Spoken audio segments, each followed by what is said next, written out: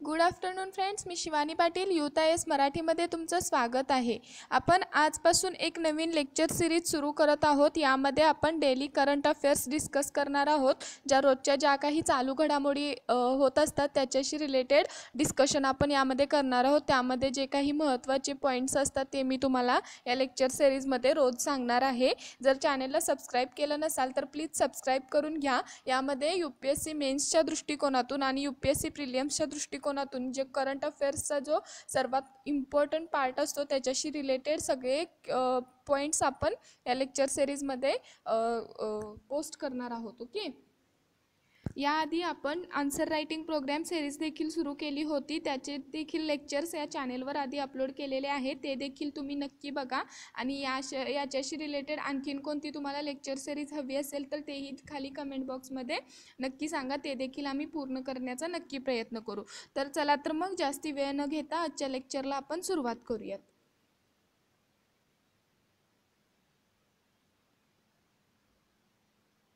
यामध्ये पहिला पॉइंट आहे, चंद्रावरील खडकांचे नमुने आणण्यासाठी चीनने आपले यान रवाना केलेले आहे। त्याच्याशी रिलेटेड जे काही महत्त्वाचे पॉइंट्स आहेत ते आपण इथे बघणार आहोत। ओके, तर बघूया त्याच्याशी रिलेटेडची आणखीन जास्त माहिती। तर चंद्रावरील खडकांचे नमुने गोळा करून ते पृथ्वीवर आणण्यासाठी चीनने मानवरहित यान मंगळवारी चंद्राकडे रवाना झालेले आहे। तर चीनच्या चँग-ई-5 या शोधक यानाने दक्षिणेकडील हैनान प्रांतात वेंगचँग अवकाशयान उड्डाणतळावरून यशस्वी झेप घेतल्याची माहिती CGST या संस्थेने दिलेली आहे सर्वांना। तर यामध्ये महत्त्वाचं काय आहे, चीनच्या E5 या शोधक यानाने दक्षिणेकडील हैनान प्रांतात वेंगचँग अवकाशयान उड्डाणतळावरून यशस्वी झेप घेतल्याची माहिती कोणी दिलेली आहे, तर CGST या संस्थेने CGTN या संस्थेने दिलेली आहे। ओके, तर हे जे काही यान आहे ते लॉंग मार्च 5 या प्रक्षेपकाच्या मदतीने बीजिंगच्या प्रमाण वेळेनुसार पहाटे 4:30 वाजता अवकाशात झेपावलेले आहे। तर चँग-ई-5 ही अतिशय गुंतागुंतीची चंद्रमोहीम असून त्यात अवकाश इतिहासावर भर देण्यात आलेला आहे। ओके, तर गेल्या 40 वर्षाच्या काळात जगात प्रथमच चंद्रावरील खडकांचे नमुने गोळा करून ते पृथ्वीवर आणण्याची मोहीम या अंतर्गत राबवली जाणार आहे। ओके, तर यामध्ये सर्वात महत्त्वाचं कोणतं आहे, तर ते कोणत्या यानानं कोणतं यान होतं ते चीनचं, त्याच्यानंतर कोणत्या अवकाश तळावरून त्याचं उड्डाण झालेलं आहे, तर वेंगचँग अवकाश उड्डाण तळावरून याची झेप झालेली आहे। आणि याची माहिती आपल्याला CGTN या संस्थेने दिलेली आहे। आणि बीजिंगच्या प्रमाण वेळेनुसार पहाटे 4:30 वाजता याने अवकाशात झेप घेतलेली आहे। ओके, तर आणि सर्वात महत्त्वाचं म्हणजे गेल्या 40 वर्षाच्या काळात जगात प्रथमच चंद्रावरील खडकाचे नमुने गोळा करून ते पृथ्वीवर आणण्याची मोहीम या अंतर्गत राबवली जाणार आहे। ओके, तसेच अमेरिकेने चंद्रावरील खडकांचे नमुने गोळा करण्यासाठी अवकाशवीर पाठवले होते। रशियाने खडकाचे नमुने आणण्यासाठी मानवरहित मोहिमा देखील राबवल्या होत्या। ही अवकाशयाने चंद्रावर जाऊन परत आली होती। तर चीनची मोहीम गुंतागुंतीची आहे, कारण त्यात हे यान चंद्राच्या कक्षेत प्रस्थापित केले जाणार असून तेथील खडकांचे जास्तीत जास्त नमुने देखील गोळा करण्यात येणार आहेत। ओके, तर ही सर्व या रिलेटेड जी काही महत्त्वाची म्हणजे जी एक्झामच्या दृष्टिकोनातून महत्त्वाची माहिती होती त्याचे फक्त इथे मी पॉईंट म्हणजे कीवर्ड्स जे आहेत ते पॉईंट्स आहेत ते इथे दिलेले आहेत। परत एकदा सांगते, चंद्रावरील खडकांचे नमुने आणण्यासाठी चीनने आपले यान रवाना केलेले आहे।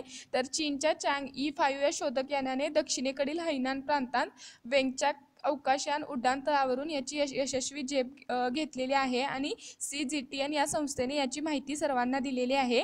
तर हे यान मार्च 5 या प्रक्षेपकाच्या मदतीने बीजिंगच्या प्रमाण वेळेनुसार पहाटे 4:30 वाजता अवकाशात झेपावले आहे। तर चँग-ई-5 ही अतिशय गुंतागुंतीची चंद्रमोहीम असून त्यात अवकाश इतिहासावर भर देण्यात आलेला आहे। गेल्या 40 वर्षा काळात जगात प्रथमच चंद्रावरील खडकांचे नमुने गोळा करून ते पृथ्वीवर आणण्याची मोहीम या अंतर्गत राबवली जाणार आहे। तसेच अमेरिकेने चंद्रावरील खडकांचे नमुने गोळा करण्यासाठी अवकाशवीर देखील पाठवलेले होते. रशियाने देखील खडकाचे नमुने आणण्यासाठी मानवरहित मोहिमा राबवलेल्या आहेत आणि ही अवकाशाने चंद्रावर जाऊन परत देखील आलेली होती. पण चीनची मोहीम जी आहे ती अतिशय गुंतागुंतीची आहे, कारण त्यात हे यान चंद्राच्या कक्षेत प्रस्थापित केले जाणार असून तेथील खडकांचे जास्तीत जास्त नमुने देखील त्या अंतर्गत गोळा केले जाणार आहेत. ओके, तर ही सर्व माहिती जी काही इम्पॉर्टंट माहिती होती ती इथे मी देण्याचा प्रयत्न केलेला आहे. यानंतर आपण दुसरा पॉईंट बघणार आहोत. जुलै सप्टेंबर तिमाहीत भारताच्या GDP दरात 7.5% घट झालेली आहे. त्याच्याशी रिलेटेड माहिती आपण इथे बघणार आहोत. ओके, तर कोविड-19 महामारीच्या पार्श्वभूमीवर 2020-21 या आर्थिक वर्षाच्या जुलै सप्टेंबर तिमाहीत भारताच्या स्थूल देशांतर्गत उत्पादनात म्हणजे GDP दरात 7.5% घट झालेली आहे. ओके, तर चालू आर्थिक वर्षाच्या एप्रिल जून तिमाहीत GDP दरात 23.9% घट झाली होती. तसेच मागील तिमाहीत भारतीय अर्थव्यवस्थेत मोठ्या प्रमाणात अंकुचन झाल्यानंतर लक्षणीय सुधारणा देखील झालेल्या आहेत. ओके, तर यामध्ये महत्त्वाचं आपल्याला काय सांगता येईल की 2020-21 या आर्थिक वर्षाच्या जुलै सप्टेंबर तिमाहीत भारताच्या GDP मध्ये 7.5% घट झालेली आहे आणि तसेच चालू आर्थिक वर्षाच्या एप्रिल जून तिमाहीत देखील GDPच्या दरात 23.9% घट झालेली आहे. ओके, तर GDP म्हणजे थोडक्यात माहिती, याच्याशी रिलेटेड तुम्हाला आणखीन जास्त माहिती असणारच आहेत, पण थोडक्यात मी तुम्हाला GDP म्हणजे स्थूल देशांतर्गत उत्पादन म्हणजे काय याची माहिती मी तुम्हाला इथे थोडक्यात सांगते. तर उत्पादन, उत्पन्न आणि उत्पादन व्यय असे हे 3 प्रवाह राष्ट्रीय उत्पन्नाच्या प्रवाहाच्या 3 स्वरूपे आहेत. यापैकी कोणत्याही स्वरूपातील वर्ष किंवा इतर हव्या असलेल्या कालखंडातला एकूण प्रवाह म्हणजे त्या वर्षातले किंवा कालखंडातील राष्ट्रीय उत्पन्न होय. ओके, ह्याच्याशी जास्त रिलेटेड माहिती आपण इकॉनॉमिक्समध्ये घेतच असतो. तर परत एकदा सांगते, उत्पादन, उत्पन्न आणि उत्पादन व्यय. ओके, तर असे हे 3 जे प्रवाह आहेत त्यातील राष्ट्रीय उत्पादनाच्या प्रवाहाची 3 स्वरूपे आहेत. यापैकी कोणत्याही स्वरूपातले वर्ष किंवा इतर हव्या असलेल्या कालखंडातला एकूण प्रवाह म्हणजे त्या वर्षातले किंवा कालखंडातले राष्ट्रीय उत्पन्न होय. ओके, तर याच्याशी रिलेटेड आणखीन काही शंका असेल तर ती देखील तुम्ही कमेंट बॉक्समध्ये सांगा, म्हणजे मला देखील कळेल की यामध्ये जर काही म्हणजे सुधारणा वगैरे करायची असतील तर मी त्याची नेक्स्ट लेक्चरमध्ये नक्की त्याची जे काही असेल ते तुम्हाला प्रोव्हाइड करण्याचा प्रयत्न करेल. त्यानंतर काय सांगता येईल की एकूण राष्ट्रीय उत्पादन 2 घटकांचे बनलेले असते. त्यापैकी पहिल्या व अत्यंत महत्त्वाचा घटक म्हणजे देशात उत्पादित झालेल्या वस्तू आणि सेवा कर्म, ज्याला स्थूल देशांतर्गत उत्पादन GDP असे म्हणतात. ओके, तर GDP म्हणजे काय, तर एकूण जे काही राष्ट्रीय उत्पादन 2 घटकांचे बनलेले असते. त्यापैकी पहिला व अत्यंत महत्त्वाचा घटक म्हणजे देशात उत्पादित झालेल्या वस्तू आणि सेवा कर्म, ज्याला स्थूल देशांतर्गत उत्पादन म्हणजे GDP असे म्हणतात. GDP मधून भांडवली वस्तूंची झीज वजा केली म्हणजे निव्वळ देशांतर्गत उत्पादन. म्हणजे GDP मधून जी काही भांडवली वस्तूंची झीज वजा केली तर जे येणारे उत्पादन असतं त्याला आपण निव्वळ देशांतर्गत उत्पादन असे म्हणतो.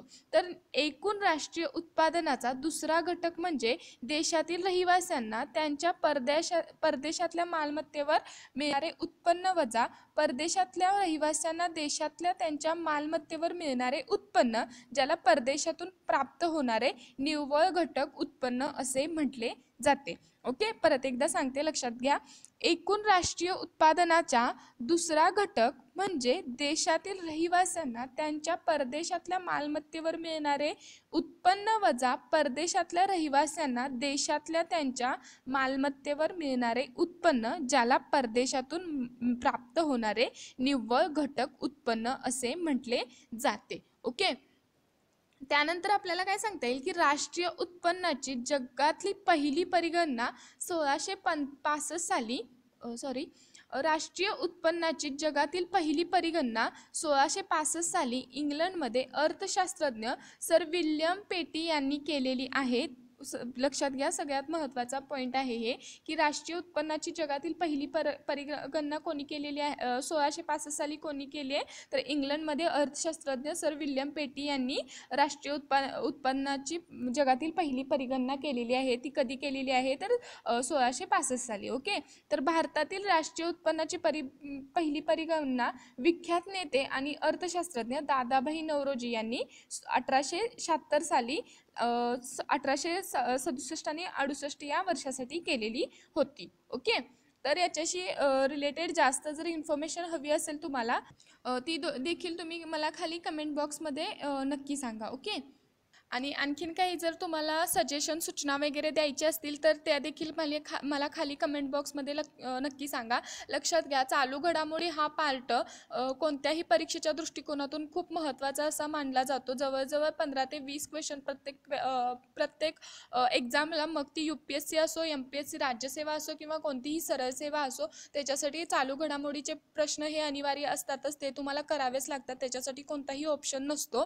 तर हे लेक्चर सिरीज तुमच्या दृष्टीने खूप महत्त्वाचे आहे. त्यामुळे हे लेक्चर सिरीज तुम्ही कंटिन्युअस रोज थोडी थोडी बघत गेला तर ह्यामध्ये तुमचं करंट अफेअर्सचा पार्ट नक्की पूर्ण होईल अशा आशा मला आहे. लेक्चर शेवटपर्यंत बघितल्याबद्दल थँक्यू. आणि लेक्चर आवडल्यास लाईक, शेअर अँड सबस्क्राईब करायला विसरू नका. Thanks for watching.